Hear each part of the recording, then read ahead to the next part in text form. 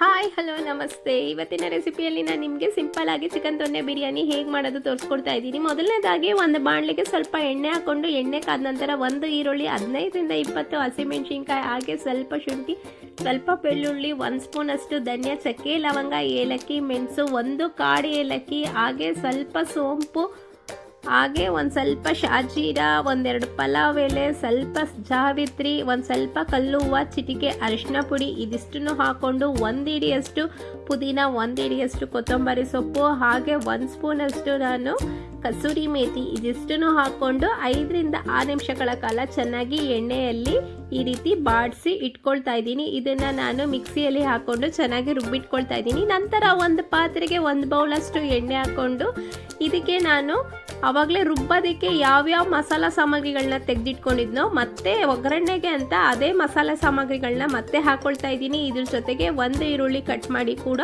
ಹಾಕ್ಕೊಳ್ತಾ ಇದ್ದೀನಿ. ಇದನ್ನು ಚೆನ್ನಾಗಿ ಫ್ರೈ ಮಾಡ್ಕೋಬೇಕು. ಇದು ಫ್ರೈ ಆದ ನಂತರ ನಾನು ಅರ್ಧ kg ಚಿಕನ್ ಹಾಕ್ಕೊಂಡು ಇದಕ್ಕೆ ಚಿಟಿಕೆ ಅರಿಶಿನ ಪುಡಿ, ಹಾಗೆ ರುಚಿಗೆ ತಕ್ಕಷ್ಟು ಉಪ್ಪು ಹಾಕ್ಕೊಂಡು ಚೆನ್ನಾಗಿ ಬೇಯಿಸ್ಕೊಳ್ತಾ ಇದ್ದೀನಿ. ಇದಕ್ಕೆ ನಾನು ರುಬ್ಬಿಟ್ಕೊಂಡಿರೋ ಅಂಥ ಮಿಶ್ರಣ ಹಾಕ್ಕೊಂಡು ಒಂದು 7ರಿಂದ 8 ನಿಮಿಷಗಳ ಕಾಲ ಈ ರೀತಿ ಚೆನ್ನಾಗಿ ಬೇಯಿಸಿಟ್ಕೊಳ್ತಾ ಇದ್ದೀನಿ.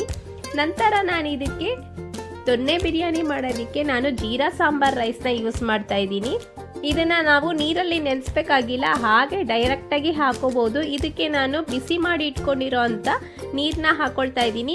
5 ಗ್ಲಾಸ್ ಅಕ್ಕಿಗೆ 10 ಗ್ಲಾಸ್ ಅಷ್ಟು ನೀರು ಹಾಕ್ಕೊಳ್ತಾ ಇದ್ದೀನಿ. ಇದಕ್ಕೆ ನಾನು ರುಚಿಗೆ ತಕ್ಕಷ್ಟು ಉಪ್ಪು ಹಾಕ್ಕೊಂಡು 1 ಲೆಮನ್ನ ಈ ರೀತಿ ಸ್ಕ್ವೀಸ್ ಮಾಡಿ ಈ ಸ್ಟೇಜಲ್ಲಿ ನಾನು ಏನು ಮಾಡ್ತಾ ಇದ್ದೀನಿ ಅಂತ ಅಂದರೆ 15ರಿಂದ 20 ನಿಮಿಷಗಳ ಕಾಲ ಸ್ಟವ್ನ ಸ್ಟೀಮ್ ಮಾಡಿಟ್ಬಿಟ್ಟು ಈ ರೀತಿ ಪ್ಲೇಟ್ನ ಮುಚ್ಚಿಟ್ರೆ ನಿಮಗೆ ಸೂಪರ್ ಆಗಿ ದೊನ್ನೆ ಬಿರಿಯಾನಿ ರೆಡಿ ಆಗುತ್ತೆ. ನೋಡಿದ್ರಲ್ಲ ವೀಕ್ಷಕರೇ, ಎಷ್ಟು ಸಿಂಪಲ್ ಆಗಿ ದೊನ್ನೆ ಬಿರಿಯಾನಿ ಮಾಡಿದ್ವಿ ಅಂತ ಬಾಯಲ್ಲಿ ನೀರು ಬರ್ತಾ ಇದೆ. ಅಷ್ಟು ಸೂಪರ್ ಆಗಿರುತ್ತೆ ಟೇಸ್ಟು. ಹೋಟೆಲಲ್ಲೂ ಅಷ್ಟು ರುಚಿಯಾಗಿರಲ್ಲ, ಅಷ್ಟು ಟೇಸ್ಟಿಯಾಗಿರುತ್ತೆ.